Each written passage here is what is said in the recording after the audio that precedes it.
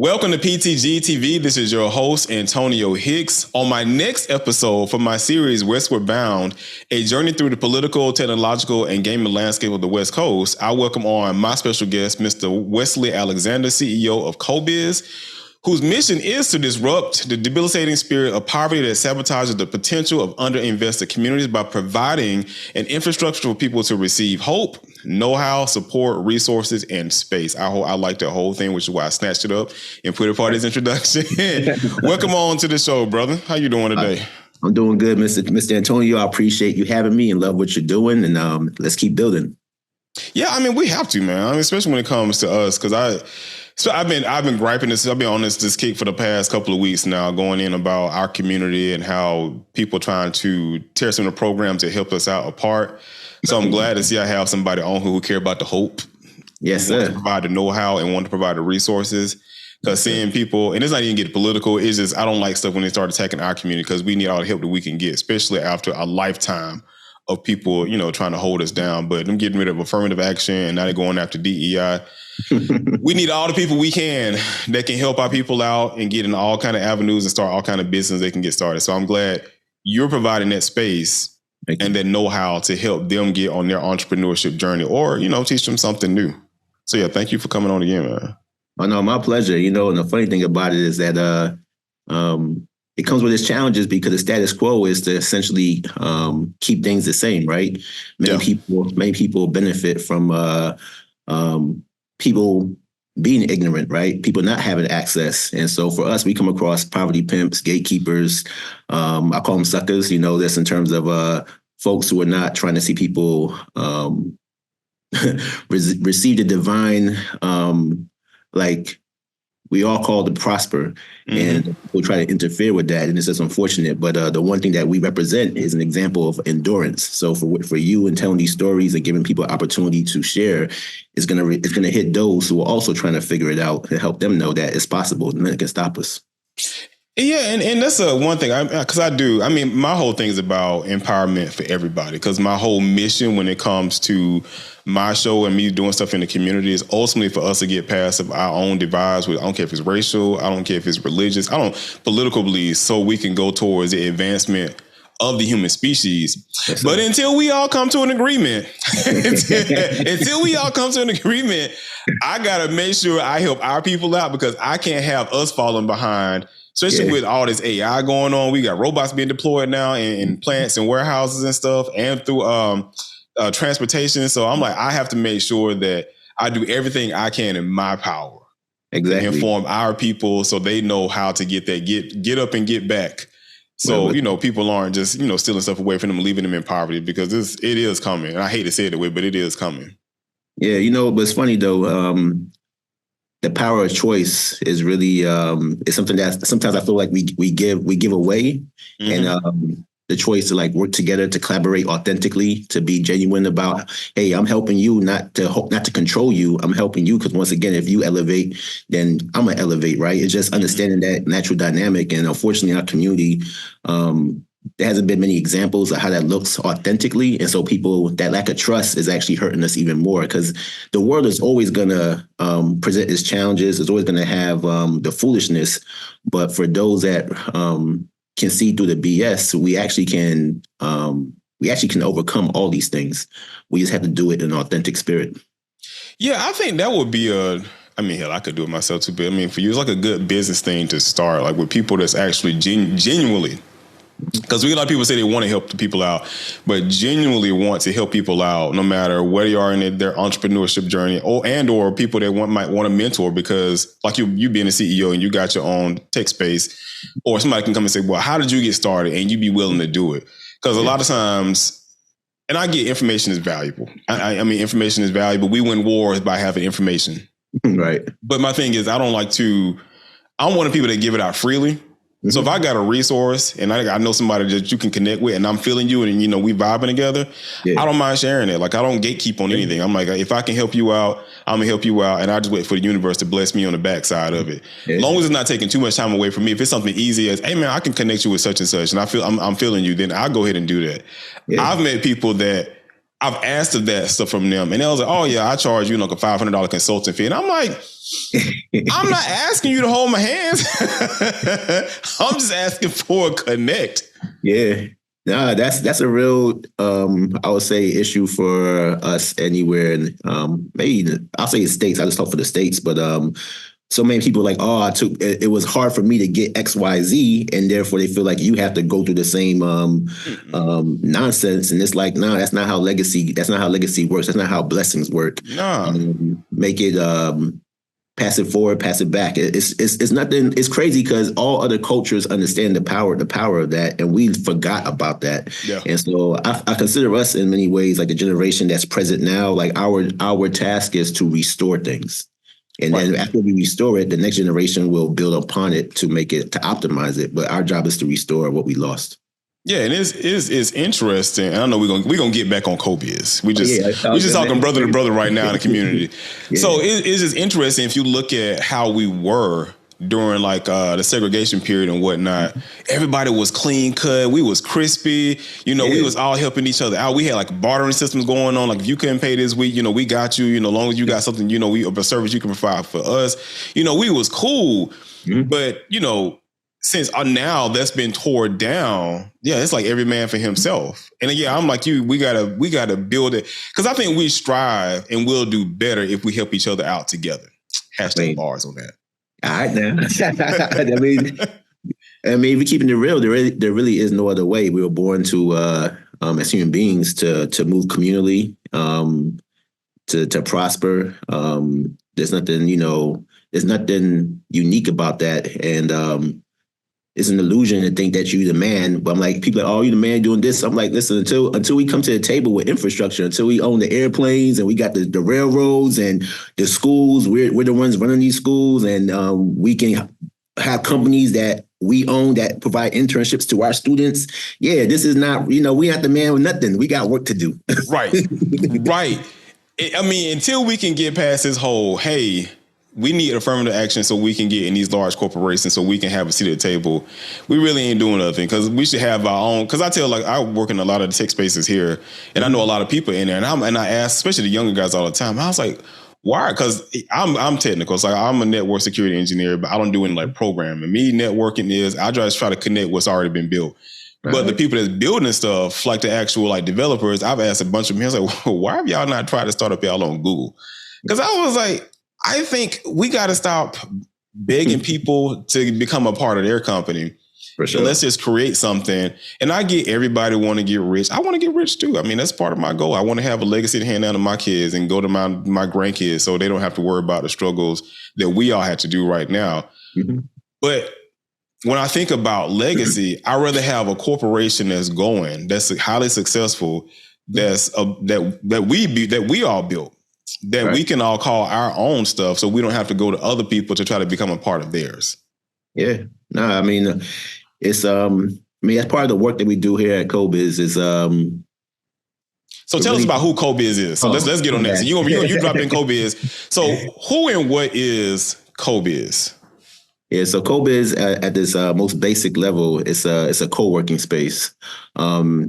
Located in the city of Richmond, and the intention, as you heard in the mission, was really trying to activate underinvested communities where generally people are isolated. You have a lot of great people trying to do great things in underinvested communities, but they may not have access to a co-working space. They may not have access to someone who ran their own startup, or to someone who created a successful nonprofit, or someone who took a podcast from an idea and got it actually, let's say, on a national syndication, right? Mm-hmm. A lot of times we are brilliant, but we just don't have access to things that help us take things to the next level.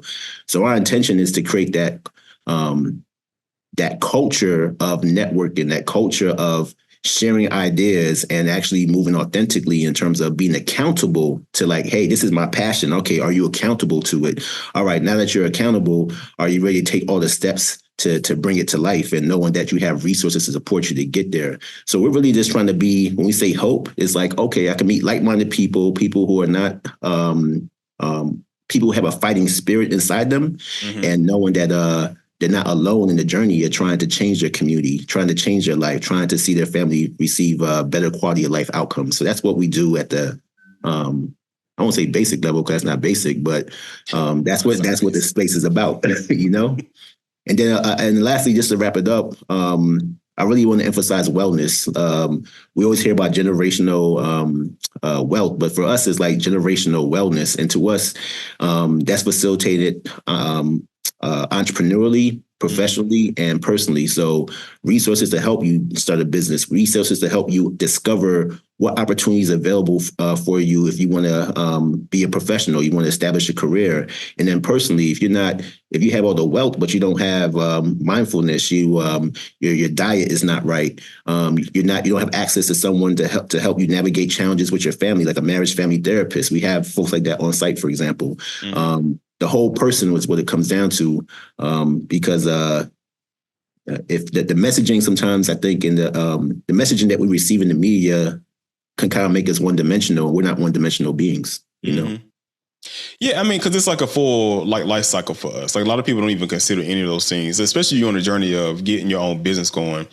Everybody gonna hit roadblocks, and a robot don't necessarily have to be the growth of the business. It could be, like you just said, it could have a crisis at home. Yes, sir. And because you had a crisis at home, now it's disrupting your energy and how you doing your business. You're waking up early to get some stuff going and your day planned out. Mm-hmm. And or you got to stay up a little later to actually send out some emails, get them scheduled for the morning. Yes, and or you got to, get your wife or your spouse or your partner or family member in the hospital or do something. It's like, it's always, you got mental health. Like you stressed out. How do you deal with the stress? Because you be trying to grow the business. Maybe it's not growing as fast as you like it to, even though they say 3 years, but it's not growing as fast as you like it to. Right. And it's stressing you out because, the 3 years, but you still, if you got a space going, you still got bill collectors calling you. You still got time that you got to invest into it because, a lot of times we spend time is money. Yes, and it takes a lot to invest in the business, bump the cost. Your time, it costs a lot of your time to invest into anything. Yeah. And you got to be ready for that mentally. I mean, you really got to be ready for that mentally. One thing I try to emphasize to folks, so my business incubator is called Strategize First under my personal brand called Promise and Potential. Mm-hmm. I really emphasize preparing for, let's say, being a leader, preparing for being an ED of your nonprofit, preparing for being a CEO of your enterprise. And a lot of times, like the things that you just mentioned, those things are foreseeable. They're going to happen. But have you prepared? Have you done the work on yourself so that you can step into that and just like navigate it and manage it in the spirit of like gratitude, but also like understanding this is what comes with it. Like if you're gonna be a parent, your kids are gonna rebel sometimes, but I know it's gonna happen. So I'm ready to discipline them and to guide them. It's the same thing with stepping into business or anything that you're passionate about. Even if you're trying to like become a software developer, people see like, oh, you can make $100K or $200K. Yeah, but you're going to have to put some time in and you're going to have to go through some pain points and you just got to know that's part of the journey. So it's being mentally prepared to take on what we want, especially in our community where folks sometimes are going or speaking on their opinions, but they haven't done the work to know how things work.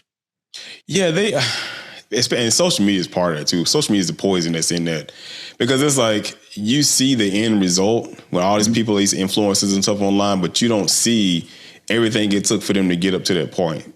Yeah. Because 9 times out of 10, you weren't following this person from the beginning.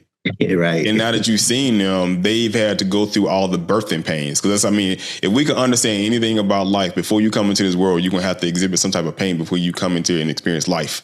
And that's the same thing in business. And no matter what you do, there's going to be some pain associated with it. Mm-hmm. And it's like, but when people look at the end result, they was like, oh man, no, that's hot. I want to get there. But when they try doing it, it's taking them, as it would be, it's taking them a minute and they sometimes quit before they even really get started on it. It's funny you say that because, I haven't done a technical study of this, but I truly believe the people who make it are the ones who the ones who endure, the one who's finished. I feel like majority of people just, for a variety of reasons, it could be, your family's not supportive of you. You may run out of capital. Your health may be affected.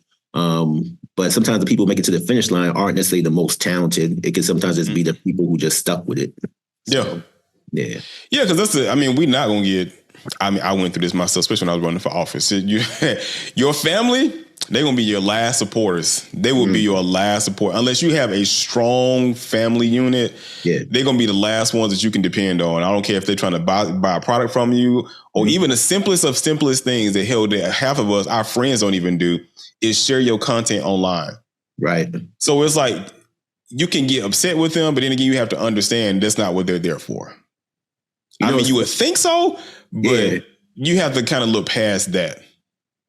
Without question, and one thing I learned this in my own journey is, like my dad told me, he's like, everyone doesn't see what you see. And ironically, even with your own family, everyone will see what you see. So for you and I, right, you may speak of your vision. I can fill in the parts because like we're both trying to build something so I can understand.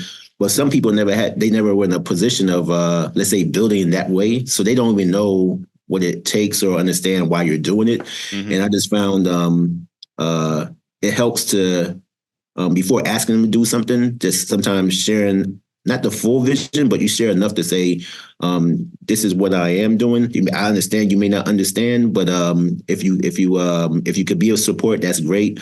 And if not, that's also okay as well. But a lot of times we don't have conversations. So they're like, oh, he's doing great stuff, and you would think that they see it, but they don't understand it. And so they're like, right. I'm not even sure how to support you. Right. Well, yeah. I hear what you say. Yeah. Because I mean, sometimes even when you ask, I've learned, because I mean, I was a person initially too, where you asking for something and they weren't there for support. So you get bitter, but then you have to figure out, that's just who they are. Like I said, they don't. Now, I mean, I'm sure nobody supported Oprah until everybody knew who the hell Oprah was. And it's always like you have to show people before, they actually see what you've been investing your time in. And then not even want to decide to help you, but you're already there. So to me, when you're trying to grow a business or a podcast or a TV show or whatever that you're doing, I don't care if you're doing artwork or music, it's always, you got to build your own community. You really have to just build your own community. And your family is your family, and they're going to always be your family, but your community is what's the one's going to be invested in you. They're going to want to help you get to the next level. Without question. But, sometimes I think just that for those entrepreneurs or people starting a nonprofit, the creative endeavor, sometimes the support, I would say sometimes the support in the family comes in that their level of you is not necessarily in terms of supporting the business, but just checking in on your well-being, maybe babysitting your kids. Sometimes different little things that we try to look for the whole versus seeing the parts that they are providing to us, and I think that helps with just minimizing frustration, I think.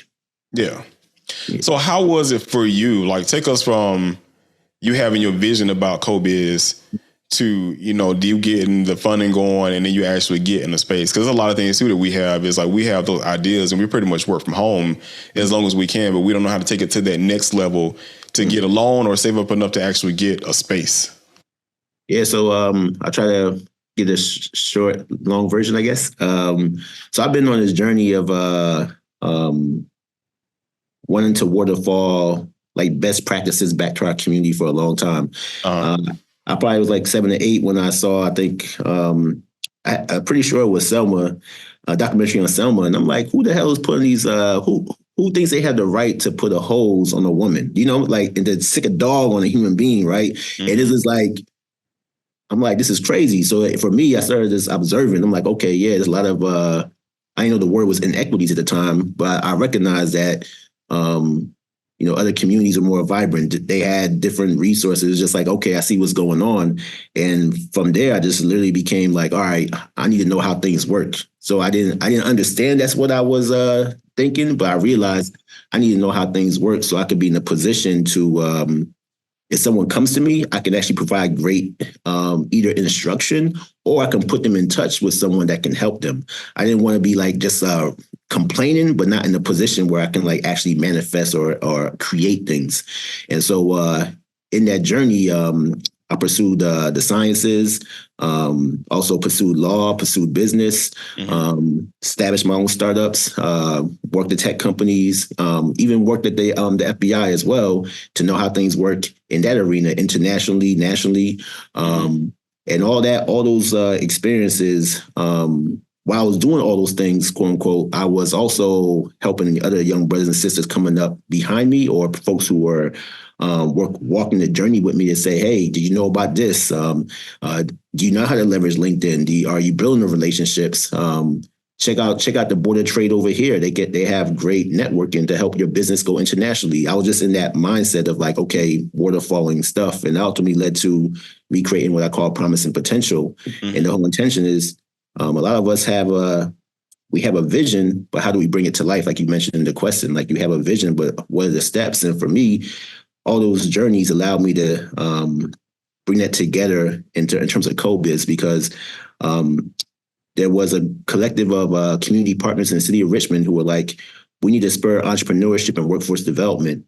And they were like, should it be a co-working space or should it be a community center? Mm-hmm. And fortunately, they said they wanted a co-working space. And so then they were like, hey, we need someone to bring it to life. And so I presented my vision of what that could look like. And they found it, I guess it resonated with them. Mm-hmm. And so I got a chance to come on the ground and from 2018 is when I started. And then we launched in November 2019, worked with a wonderful sister named Kelly Finley of Joy Street Design. She has a space in Atlanta. She has she's based in Oakland as well as in Atlanta. And so we had to create the atmosphere we wanted, work with a number of diverse contractors, general contractors, a variety of people to help bring the space to life. So you can kind of see it in the background there. Mm-hmm. And the funny thing about it all is I understood, how do I say this? It's about the atmosphere that you create. It's not just about saying you have this program. It's about how you make people feel. We wanted plants in the space so people can kind of step out of the chaos outside. And when they come in, they feel settled. They feel like they're welcome. And the best thing I hear from people is that they're proud to know that this is here in Richmond. Because many people were telling me it doesn't have to be that nice. I'm like, why does it not have to be nice in our community? Why are you why are you trying to control the quality of services that we receive? Right. So that was a funny part. And then lastly, just to sum it all up, yes, we want to make CoBiz. Ultimate goal is make CoBiz sustainable so that this institution's here for generations. But for me, making it accessible and affordable was one of the most important things. And so the space is open 24/7 because we all aren't working 9 to 5. Right. People have different needs, right? Mm-hmm. And then additionally, price point wise, you don't have to be a member to come to utilize the services at CoBiz. The public can also utilize the space, whether through a day pass or getting an office for an hour or getting a meeting space. So for us, it's about this showing what does inclusion really look like beyond the words? What does equity really look like beyond the words? What does diversity look like in the community where about 40% Latino now, about 17% African American, I believe 15% AAPI, I think around 14, 15 Caucasian. Mm-hmm. So it was a very hopefully that all added up to 100. But anyway, a very diverse community. We want to make sure that it's reflective here. So how was it managing the space during the epidemic, the pandemic? Well, I guess it was the epidemic, but yeah, the pandemic. Well, let's just keep it real. Like we're in a city that has historically, once drugs ravaged the community in the 80s, economically it's been very challenging, right? So part of the goal is to revitalize the area, right? Yeah. So, and the perception of Richmond, if you remember Coach Carter, the movie Coach Carter and things of that nature, people here in the Bay Area have a very negative perception of the city. Mm-hmm. So we already were behind the 8 ball just in terms of perception, right? And some of the challenges, the inherent gatekeeping and poor governance that existed here. So now you add the pandemic and I'm like, Lord of mercy, like what's going on here? Like this is the last thing we needed. And so we, like I said, we launched November 2019 and then pretty much it was March, shelter in place is going into effect. And now establishment that's based on people coming together is now I'm like, okay, I have a team, I have staff. I'm trying to figure out, okay, how to ensure my staff can not just get a paycheck, but make sure they're well as well. So with all that said, I had to tap into one, my purpose, and two, the experiences I had in the past to say, what am I observing? Okay, I'm seeing that the businesses are not receiving information on how to tap into the resources that exist. I'm seeing that people aren't getting access on mental health concerns because they're having challenges with their kids. I'm seeing that from a health perspective, that people aren't receiving timely information in terms of, okay, tap into some elderberry, just different foods. So I'm like, all right, we're gonna be the disseminator of the information. And so in doing so, we kept CoBiz open for essential professionals and for essential businesses. And then we were the primary communicator of information to the business community, to the community as a whole. And as a result, that helped us establish the trust with the community, because we too were navigating, but we're saying tough times, you just got to step up.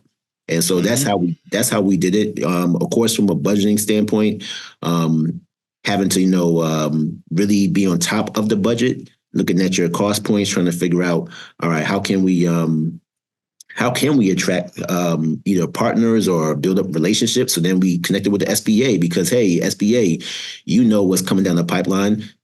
Share information with us, EIDL loan, PPP, talking to the NorCal SBDC, talking with the county, talking with mental health therapists, so, hey, share these tidbits. So we just activated. And I think in many ways it showed an example of, if I had to keep it real with you, all things is possible, especially if you're connected to the Most High, right? Yeah. And I think sometimes we're trying to be successful. We're trying to separate ourselves from God or separate ourselves from Allah, whatever you believe in. But you don't do anything just on your own abilities. It's you gotta know that for us as a people, we were always connected to the ground. For a second, we were always connected to the ground. And when we migrated to these different cities, we disconnected from that. And so we lost that connection to the in some ways, to like understanding how things work. So for us, it's like, let's show them what it looks like. So that's what we did. So with all that happening, you have any success stories from any entrepreneurs or, businesses that have come out of CoBiz? Yeah, there's one I take a lot of pride in. There's three brothers who, when they were 16, 17, and 18, they collectively were sentenced to 100 years of incarceration. And in 2020, they were essentially released, right? And they came to me, they're like, hey, they want to start their business, they want to start their podcast. And so they went through our business incubator. And I just kept it real with them in terms of the work that's required. And these brothers put the work in. They established their enterprise called 100 Years Enterprises. They launched their podcast. Their podcast did phenomenally well. That the California Arts Council awarded them a grant for them to essentially do a documentary on how they reacclimate to society and what some of those best practices they would suggest, and also else. But just to see them, they're in their fourth season, I believe now, their podcast, and they are in the juvenile halls. They are in the institutions, and they are actually affecting people's lives and making a living doing it without compromising themselves. So for them to be in their 50s plus, and to get busy and to like understand the value of what they created is pretty. I'm really proud of them. They did that work. Yeah, no, we were talking offline about people in podcasts and stuff too. So, and I was like, for you, like with your service, when you have people come in and they do the podcast recordings, like what are all the services that you offer at CoBiz? Yeah, so the first thing that someone reaches out to me, because everyone's like, I want to do a podcast, and they think it's just a matter of just sitting down talking to somebody.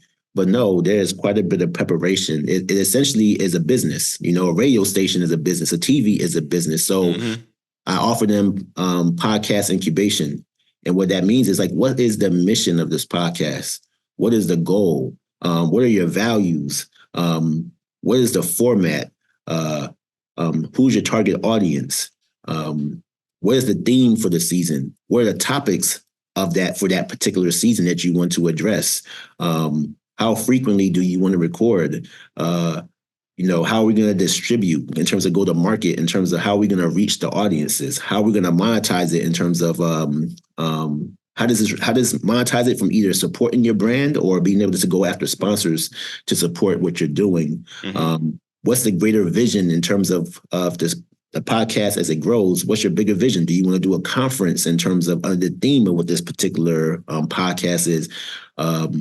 I just try to try to open their eyes to what really.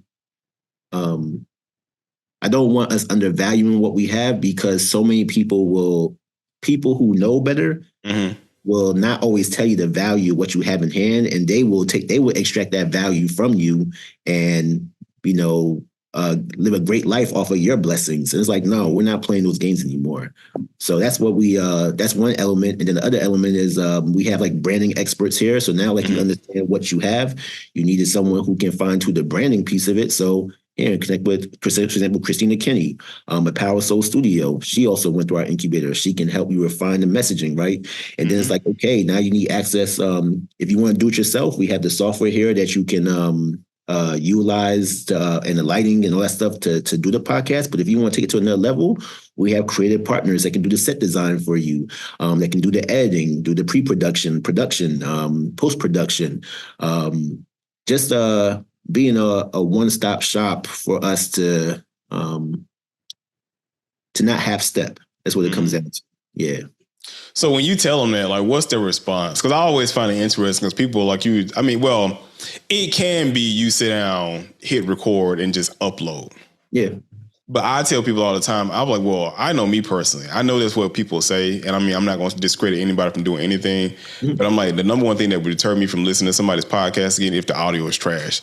I don't necessarily care about the video because I can look past the video.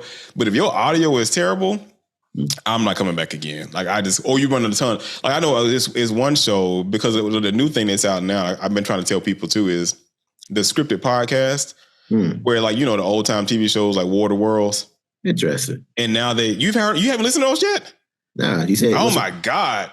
Yeah, so they had Harley Quinn has a podcast. They had out, I just finished one of his video games I love called Little Nightmares. It's out.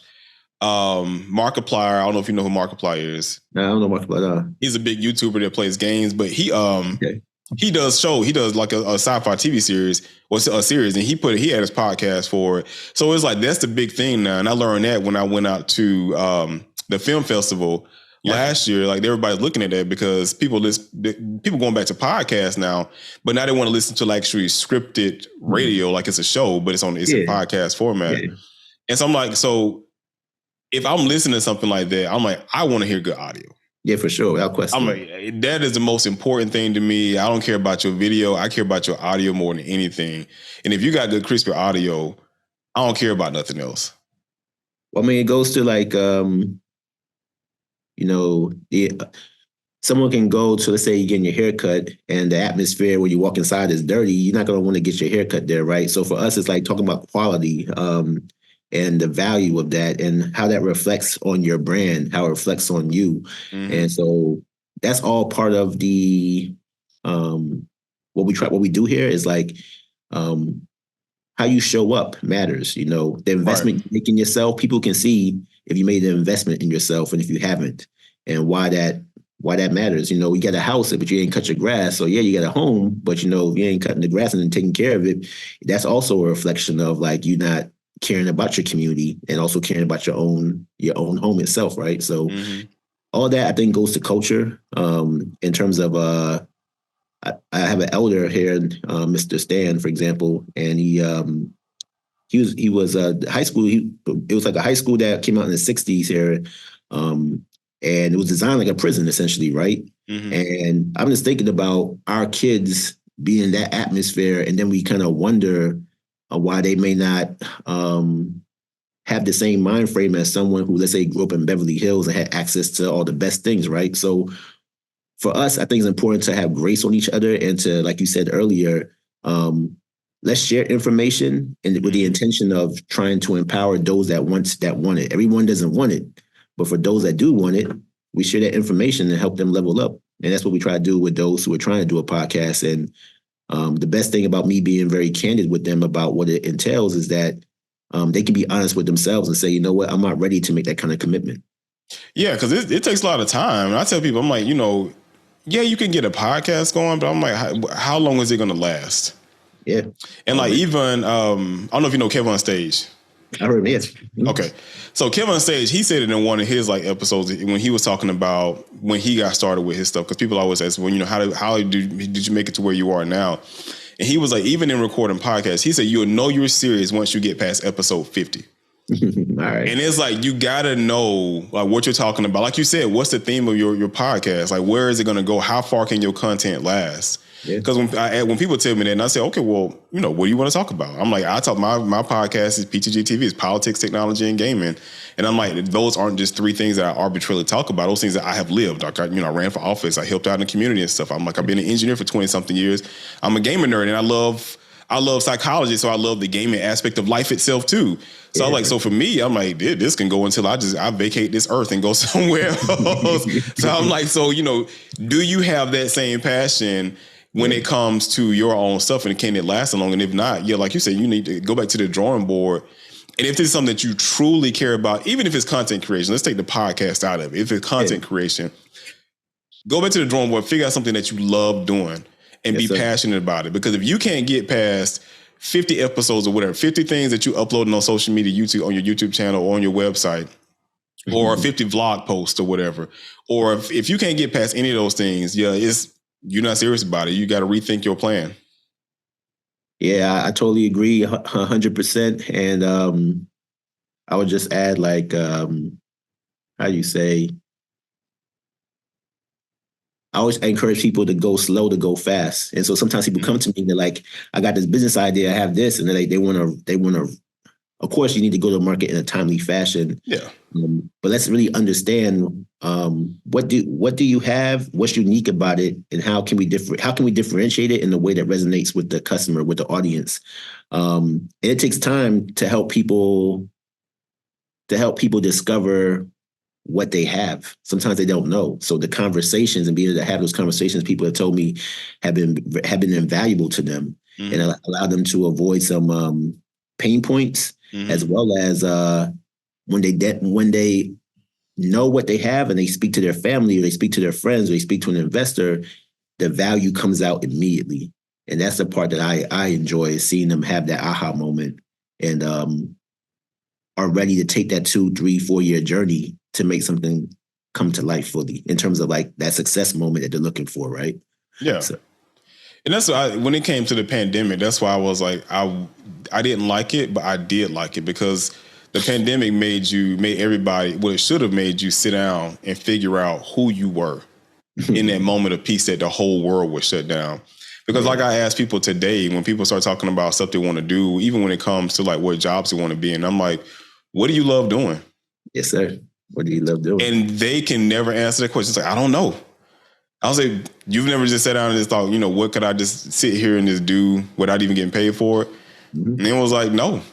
And that's the thing. I'm like, when it comes to us, I'm like, we just need to sit down and figure out, like, what are we passionate about? Yeah. Like, what brings you joy? Because I asked this guy, so I went to a podcast conference too. And it's not gonna be just about podcasts. It's just like, I like talk. So if y'all don't know, people listen to the show, y'all should know. I'm a curious person. Like, I've always been a curious person, which is why I'm an engineer. I just love asking questions. I love picking people's brains. So I'm at this podcast conference, and everybody in there really supposed to be they're all in there trying to figure out, how to get the podcast going, how to get a brand going, like what does the brand look like, what is it going to look like, how do they get sponsors, advertisers, all that kind of stuff. So we had to interview one another.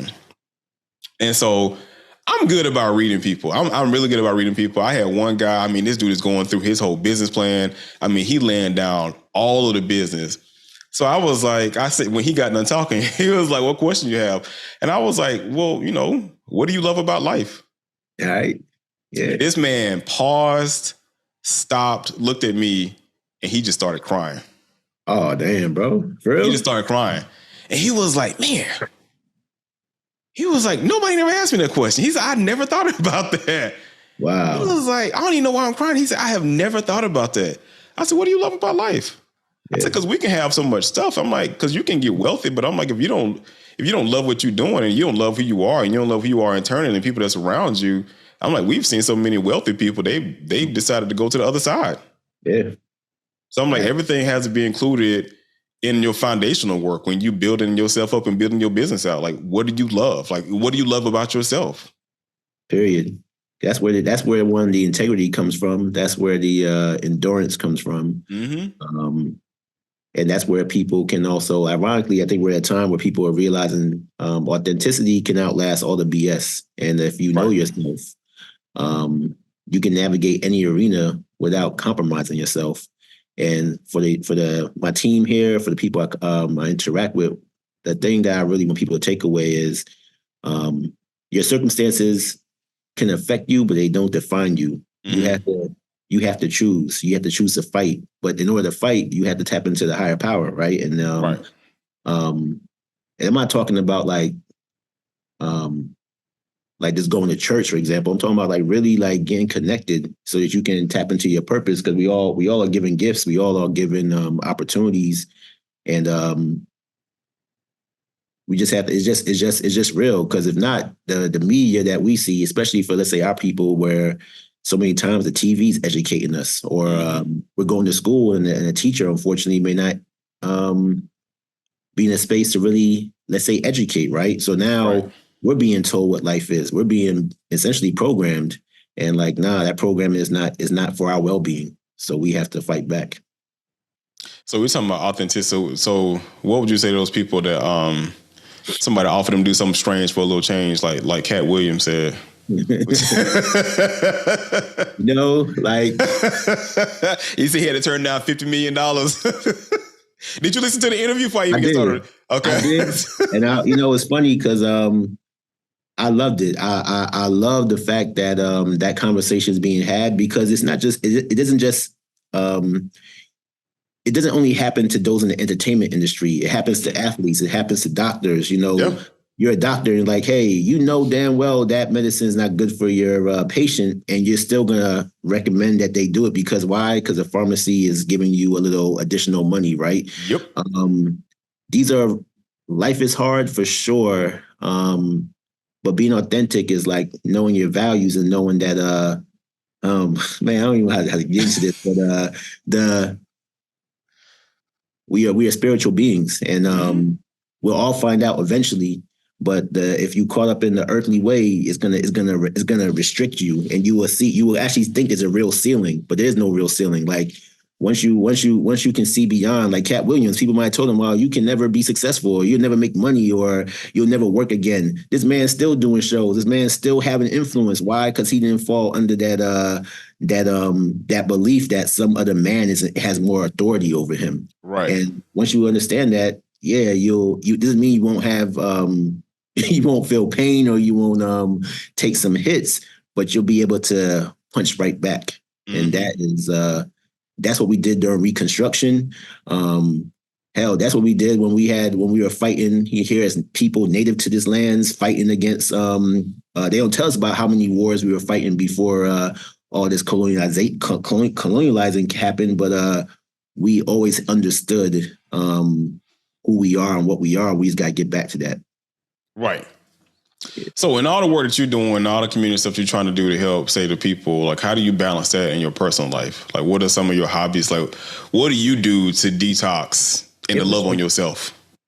Well, first I would say I won't say I'm trying to save the people. I'm just trying to be a part of the restoration of us, including myself, including my family, including the however far my arms can reach in terms of wherever I'm at on this earth, I'm doing the work as best as I can. But for me, I love to play basketball. I love to play soccer. I love, I got a little flow. So, I like to, songwrite, whether it's for myself or for other people.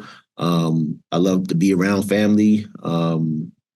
I love to dance. So like, I just love life, man. So you asked the question of what do you love about life? Like in terms of the other gentleman, like my answers are endless, man. I'm curious as well. So like deep down inside, I'm probably was meant to be an architect. I just didn't know, I didn't have exposure, let's say, to that field at the time.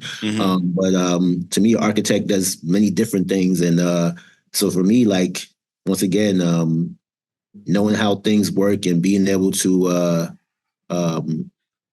I enjoy seeing people grow. So that's not work to me.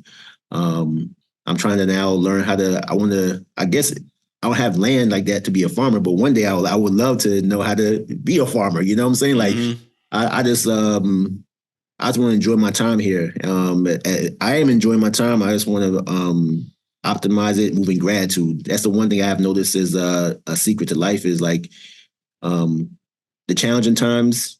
are things to be grateful for as well as equally as the good times. And so the fact that I can call my mom and dad and just have a conversation with them, that gives me joy, things like that. So yeah. Okay. So what are some of the trends that you are seeing as far as like opportunities and stuff goes for like the co-working space and entrepreneurship that you try to give out to some of your small business owners? Here in California specifically, let's say nationally, when the high inflationary environment is definitely having a trickle down effect on small businesses and making things more challenging. People trying to take care of their, let's say, home expenses, and then you add the business, it becomes another challenge. Here in California, I think that's a little bit the environment here, regulatory wise, is also creating additional challenges on small businesses. And so what I am seeing is that sometimes the city and county, state governance may not understand that there aren't enough resources to provide, let's say, social relief. So like a place like CoBiz, for example, can be that hub that can help drive economic resiliency, that can help contribute to economic redevelopment, because the small businesses, if curated and supported, will become established businesses that then could sponsor the football team for the high school, right? That could then create the internships for the local population, that can provide the hiring for the workforce development board. And so I believe for us, the opportunity is I'm showing my goal right now is showing the full vision of what CoBiz is in terms of our programs, even though we don't have the resources, let's say, to support it. I'm like, we're going to show it and we're going to do it well. That way, the vision is so clear. They'd be like, oh, okay, that's why you need to have it's important to have a marriage and family therapist available at a time where post-pandemic kids are still dealing with the challenges of the pandemic. Parents are still having challenges of the pandemic. So of course that's going to affect them when they go to work because their family's not well. That's going to affect them with their business. So now they have a space that they can access that, right? You might need access to, let's say your podcast, you need to navigate some intellectual property things, some trademark. Okay, so now you have office hours here. Okay, now I'm seeing that we need to have a pitch competition. So now you have workshops so that you can have a solid pitch. Okay, all these things are intersecting, and that's what's going to happen is that you're going to have a cohort of not just startups, not just small businesses, but even like sophisticated nonprofits that can serve your community. And I think that's what the opportunity is, especially underinvested communities, but I think in general, because the hardships are real right now for people. Without question. Yeah, because I mean, we said it earlier. Like, people got to get past paying the regular bills before they can even get towards investing into a business. And even if they do have a business, like you still take some of that funds towards your business to pay towards your life expenses.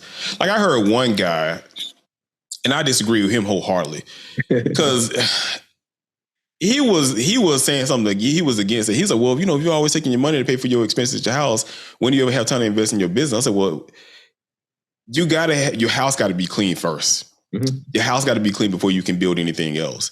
Yeah. And I'm like, even if you're using your talents to create income of something extra, that extra still, it has to save you in your home now before you can go out and build anything. Because if you go out and build something new, I mean, that's another headache, another stress thing that you got to deal with.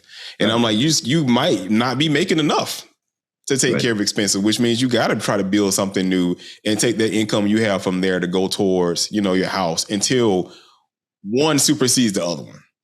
Right. And for us, if you think about it, it's just about knowing what's the best way to go about that. So you generated income from your business. And then do you know what's the most, if not efficient, to minimize your tax liability, what's the best way to be able to pay yourself so that money can be appropriately accounted for and then show up in your books the right way. And it's not complex stuff. It's things that we should just be exposed to so that we're not getting penalized for it. Or let's say when there are great resources available, that our paperwork is there to support us to get those resources as well. So it's just, we're only limited by like thinking something's not possible. And then once we know something is possible and we tap into the resources to help us, like real people who are going to push you in the right direction, you start to realize like it's not that complicated. But they try to keep this illusion that it's complicated so that you kind of don't even want to try. Right. It's like, so yeah, that's what we hope to, that's what we look to, that's what we're building here. And we're not out to clear. I mean, the pandemic ate into our runway for almost 3 years, right? So fighting to survive is a real thing. And the reason why I said that is because I'm speaking to entrepreneurs. Not that I'm above them, but I'm saying, hey, I'm going through the same journey as you are right now. It takes effort. It takes intentionality. It takes sacrifice. Mm-hmm. And also, I'm not looking for perfection from myself. And so, a lot of people I find they're trying to be perfect. They think that Levi's, which is a privately owned company, has been around for 100 years. It's not the same company when it first started. It took them time to become what they are. And so I try to remind people, like, have grace on yourself. It's not don't worry about the being perfect. If that's going to sabotage and paralyze you. And I do the same thing with myself. I know some days, even in this podcast, I may not have been as articulate with some parts. I'm not going to beat myself up. I'm going to keep it moving. Bro, you're doing good. No, you good. Well, you know what I'm saying? Just an example. Like you just can't, you gotta let go and keep moving to the next thing. Yeah. Now, I did have one interview. Normally, I'm on my game, but I had one recently, and that was terrible. It happens. Yeah. And it's like, it's almost like I'm pre-programmed because of the stuff, because of me doing stuff in the community and then me doing speeches and stuff, and then me working in corporate America. But yeah, boy, this most recent one, I was just like, I was off my game. Something had me shook, but then, and I did beat myself up for like 24 hours. I was like, God damn, I could have been better than that. But yeah, it still turned out good. I mean, I hadn't published it yet, but it still turned out good. But yeah, I'm with you. Yeah, stuff happens, man. I mean, lives. Yes, yeah. And it's like, how do you deal with the punches? Because we were just talking like before the show even started, like, how do we end 2023? And I felt like, yeah, I was playing ropey dope. Like life would beat me into a corner, and I was trying to get out of it. Yes, sir. But you know that realness that we both shared about it. It takes away that illusion that the people who are successful, they just do it better than everybody else. No, this is what it is. There's no pretense to it. It's going to have some days that are smooth, and it's going to have some rough days. And how you show up, how you respond, is what it is. That's where that's the biggest takeaway. I would love people to walk away with is it's your journey. It's not going to be perfect. But if you're real about it, people actually respect that. They actually respect you being real and not complaining, but trying to improve and grow and evolve. Yeah, because I mean, I've seen the best of the best. Like, I've had some highly successful mentors, and I've seen them have off days. And I'm like, you talking about these people are like presidents of things and stuff, and I don't say nothing to them. I'm just like, hey man, they just real. They real people. Like, because that's the one thing about me. I do pride myself on. I don't put people up on pedestals. To me, everybody's a human being. You're just the most popular human being on campus right now. So you gonna make a mistake, just like I'm gonna make a mistake. Yep. And I'm not gonna hold you to the fire because you made that mistake. Just like I don't want the same. I want it to be reciprocated back towards me. Yes, sir. And I think we have to stop looking at people as if they're not human. Like they're superhuman. And if they do anything wrong, we have to cancel them or, we got to get them off of here because they made one mistake. I was like, no, we all mess up in life. I'm like, you wouldn't be human if you didn't. For real. I mean, it's how you learn. A lot of times, the only way you learn, you got to fail before you can learn how to be better the next go around. Yes, sir. And be honest with yourself, right? The interesting thing I would say from doing the work, as you're similarly to you, is in our community, we almost expect perfection from the people who are, let's say, on the front line looking to build and improve things. Mm-hmm. And they are under immense pressure. And so knowing how to not even forgive, but like have an honest conversation with them about the thing that you don't like. Right. And allow them to be heard, and then be able to say, okay, well, this is what we look for. This is what we need from you moving forward. But if we keep having like an absolute zero tolerance policy with our leaders in terms of like the people who are literally on the front line, it's actually very destructive. And for those of us that have our own families, we all know that You may blow up at your wife, or your wife may blow up at you. Your kids may say something that they're not supposed to say, but what do? You still come together and you keep building versus destroying the family. And I think in this work of community service, I've found so many people who are like, I didn't like what they did that one day. So that totally erases the 98 things that they did that were beneficial. Like, come on now. Like, we got to really see the bigger picture. Yeah. Now, if you're a clown, you're a clown. You got to go. If you're out here playing a puppet, yeah, I'm not talking about the puppets. I'm talking about people doing the real work. Because the lack of, and I don't mean to preach on this piece, but like trying to, what you call it, we'll stop working with each other based on some real stupid stuff. Like it's like, what are we talking about? Are you serious? Like, and not even something that you've experienced on your own. It's just something that you heard through the grapevine. Yeah, it's like, no, have that conversation with that person and confirm. And I think that's the one thing. It's actually our responsibility, if we're going to put ourselves in a position of trying to influence better things, to how do we show up when there is division, when there is conflict? How do we navigate conflict? That's actually our responsibility to do so the right way. And the right way to me is addressing it and being heard and also communicating whatever you think is going on and then going from there. So I'm done on that part. No, you good. Now with your team, so you have a team of people that work with you. Like, how do you foster a culture of like collaboration and innovation? And then I want to say diversity, even though I want to say diversity. I want to say diversity. Yeah. Because you got women that work on your team. I do believe in that. So I'm like, you got a mixed thing, a diverse team that's working with you.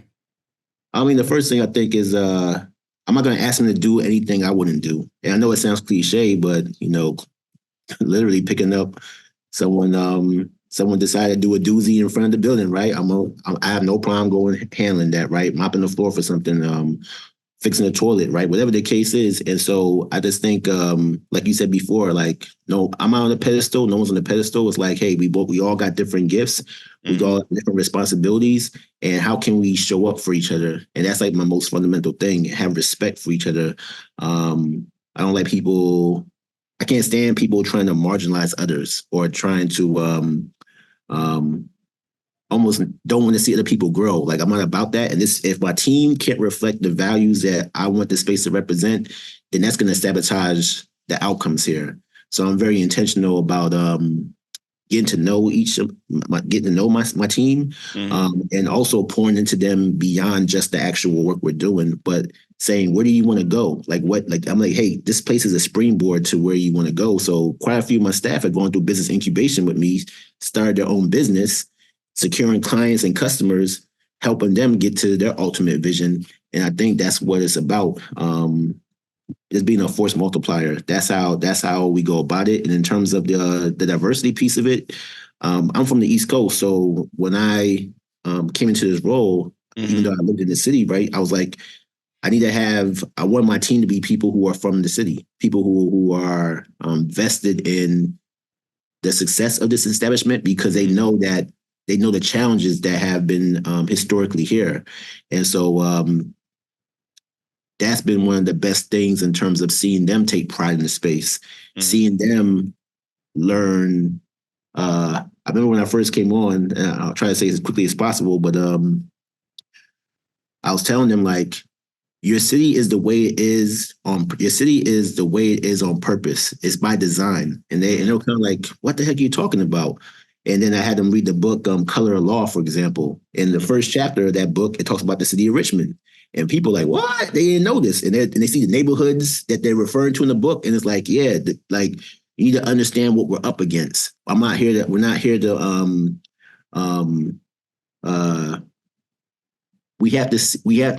our people in Reconstruction knew what time it is. For some reason in 2024, our people don't know what time it is anymore. So it's like, when you understand what it is, then you can move differently. So then they started taking on this ownership of the space in a certain kind of way. And then they started seeing how things are working. And they're like, nah. And now they can have different conversations with their friends and with their families and go about moving in their purpose, however they define it. So that's really the culture and the atmosphere we create. And then we welcome everybody, of all backgrounds, because we're like, in some ways, we're just doing the work. That's the best way I can put it. Just doing the work. What we know. Yeah. No, absolutely. That's the one thing I always talk about when it comes to leadership, because like a lot of people, they'll see me, and I don't mind getting dirty, man. I'm a country person. I don't mind getting dirty. It don't matter what position I've ever had or who I was leading. Yeah. I'm getting in the field. I'm working with you too. I just and because my thing is I like to lead by example. Yes, sir. And like I'd rather be out there. You'll never see me pointing out who I am and what I do and the stuff that people I know, because you want to always see me on the ground doing stuff to help you out. Yes, sir. And I think that's how people. To me, that's what really defines and what shapes a true leader. Because a leader don't have to be seen to know to be heard. Yeah. Like you say, if somebody outside and they just drop something on the ground and drop doozy on the ground, you got to go out and you just go clean it up. And I'm not asking you to do something. I'm just going to go out and clean it because it got to be done anyway. Yeah. So why not go and just take care of it? Yeah. And I think that's what we get distracted because we care so much about titles and being seen a certain way and having people look up to us. I'm just like, no, man. If you take care of your people and you take care of yourself, I think you get a lot further ahead if you don't. Without question. And if I could just add on that is our community is never meant to have a singular leader. Like to me, every adult is required to be a leader. Like if you're not being a leader of yourself, you essentially allow another man or another woman to dictate things to you, and now they're treating you like a kid.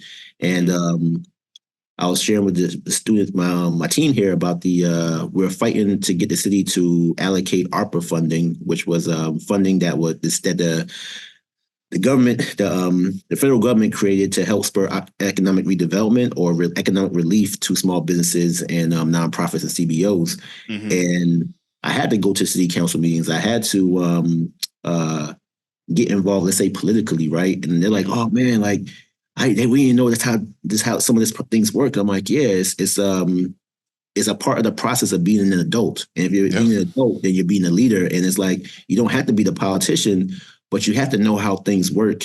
You have to make those extra efforts. It's just a part of the game. And I think for our community, so many times we're positioned to expect one leader. No, we should have a table of kings and queens, at the table, and everyone's bringing their expertise, their resources, their knowledge, so that we can protect ourselves. When you have one leader or two leaders, it's easy to take them out. Like it's not the way. Yeah. No. Yeah. No. Because if it's you got to have 7 more people to replace you. Which means not everybody's looking towards you. Everybody's looking at everybody else to help out. So you have to spread the responsibility and the opportunity around to everybody that's on your team. So that's why you got a team. Yes, sir. Yes, sir. So what are some of the lessons, like as we wind down, that you and advice that you could give to like young aspiring entrepreneurs, not even just young people, old people too, that want to like redevelop their life after they've been working in corporate or wherever for 20 something or 30 something years? Yeah. The first thing is, I was just sharing this with some of my cousins. You may not know what you really want to do. Or you may not know if you want to work for somebody, or if you want to go to trade school, or if you want to go to college or start your own startup. But continue adding tools to your tool belt. You're going to leverage every single experience, every single talent that you have. You will leverage it when you get to your ultimate destination. Wherever that vision that you discover or that purpose, everything that you've done is going to show up in terms of either having better emotional IQ. You might be great at customer service. I remember I was working at Kohl's in the shoe department after college as I was trying to transition, because I was like, I don't want to do sciences. I want to move into I felt understanding how law and business works, because I felt that's what affects my community the most, right? But that experience taught me a lot as well. Like I remember working with autistic kids and while in college, right? All these experiences provide you with something that you will leverage on your journey. And so many times I hear people say they don't know what they want to do, and they kind of stay, instead of moving forward, they don't actually step into anything. And they think if they do step into something that's going to be permanent. No, you still have the ability to pivot. So I highly encourage folks that there's the opportunity in front of you, step fully into it and complete it. Let it be something that can bring income to you, that can open doors for you. And then if you discover something else truly is for you, talk to people before you make the transition so that you can make a strategic transition that benefits you. And that includes starting your own business if you're transitioning from corporate, or if you're coming out of college.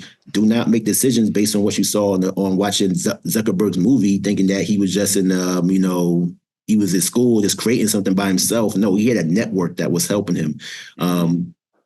Tap in, reach out to folks on, especially like on LinkedIn. Reach out if you live in Mississippi and you don't got no one around you who has done something that you're trying to do. Get on LinkedIn and reach out to people and see if someone's willing to take time to give you 10 minutes. Do not have a limited mindset. You came into this life, you came into this world, and there was no cap on you. The Lord, the higher power, didn't say you can only make $1 million. So if you limit yourself thinking $1 million is all that God wants for you, then that's what's going to happen. But if you all things is possible, you'd be surprised. There are people out there that want to help you. There are good people still out here, but you have to be good yourself. And if you are really about something, do the homework so that people can tell. People know when you did the homework, and they can also tell when you're being lazy. So don't try to play yourself by playing other people. So be genuine. That would be what I'll share. All right. Now, what are some of the future aspects of CoBiz? How can people find you? If they want to invest, how can they invest in you? And then, how can they even share out what you all do to try to generate some more business for you? For sure. Well, just a heads up. So CoBiz is currently set up as a 501c3, and we are able to generate our revenue through people patronizing the space as membership, getting an office space, meeting space, using it for events. In terms of one of my biggest initiatives I'm trying to do is traditionally cities subsidize a big company coming into their community to establish operations. I want to subsidize small business development, be able to give people access to the space for 2 or 3 years, which will also include requirements to go to different workshops so they can improve their best practices. And so I'm really looking to get funding so that we can better support small business development so they can become the medium-sized enterprises that could one day grow into a company that may need to go public eventually, or that may need to get startup capital, or may need to be acquired by somebody, right? But that's really one of the major objectives, is because people are like, oh, well, there's access to loans. If someone doesn't have much money, getting more debt is not necessarily helping them, right? Right.